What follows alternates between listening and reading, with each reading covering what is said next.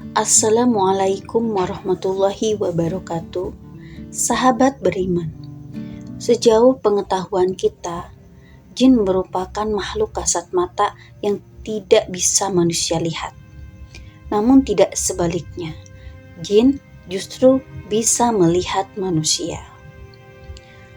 Apakah sahabat beriman tahu?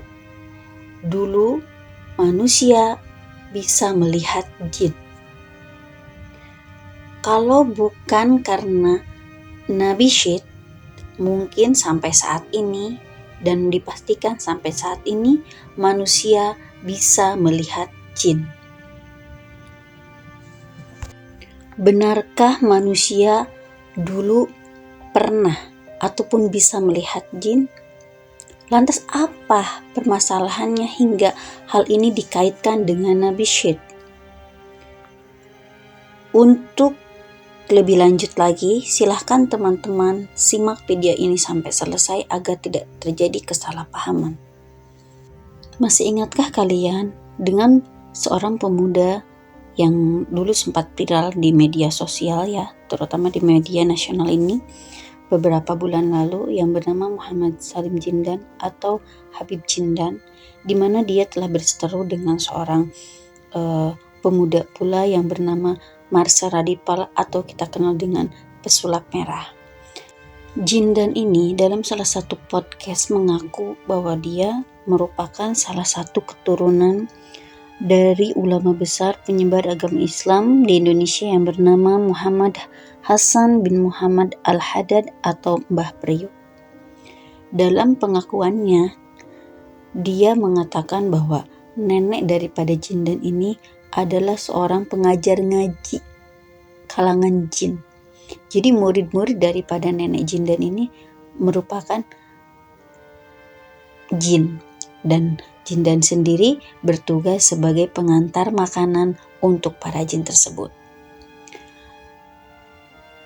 Setelah itu ada juga beberapa youtuber yang mengaku bahwa dia melakukan pencarian dan menemukan raja jin, sampai raja jin itu bisa dia masak dan dia makan.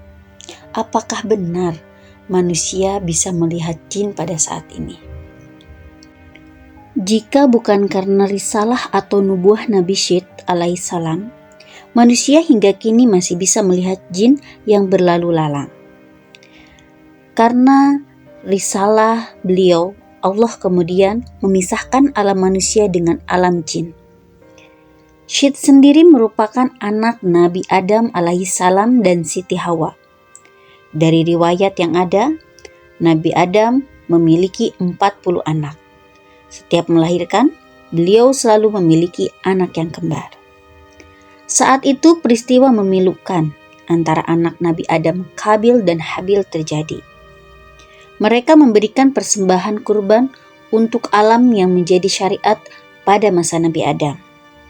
Dua orang ini diuji ketika memberikan sesajian atau pengorbanan. Apakah yang terbaik akan diberikan atau sebaliknya?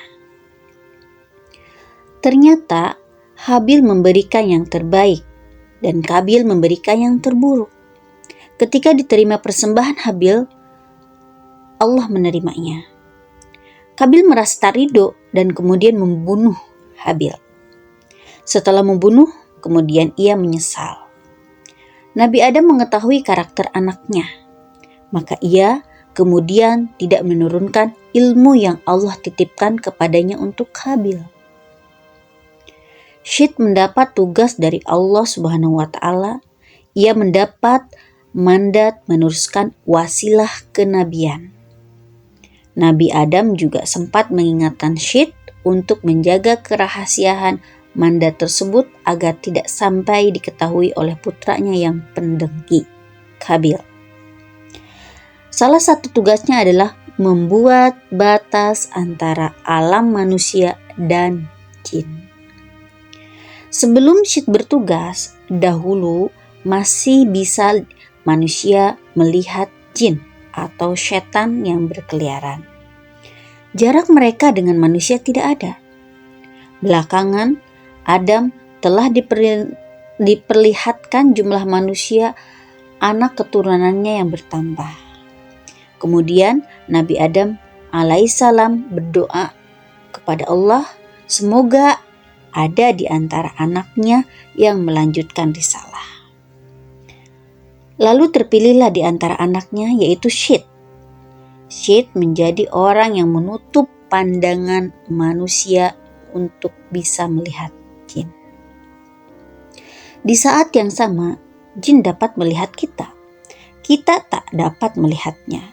Jadi, kalau ada orang yang melihat jin, itu bukanlah jin, itu adalah jelmaan.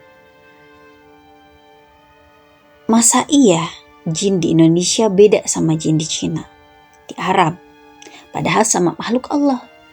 Inilah persepsi. Persepsi kita mengenai makhluk menyeramkan dan membentuk visualisasi. Ini yang terlihat oleh orang yang menyebut dirinya indigo, kata Dr. Araji Hashim. Nabi Syed diizinkan oleh Allah mendapat wasilah dari Nabi Adam.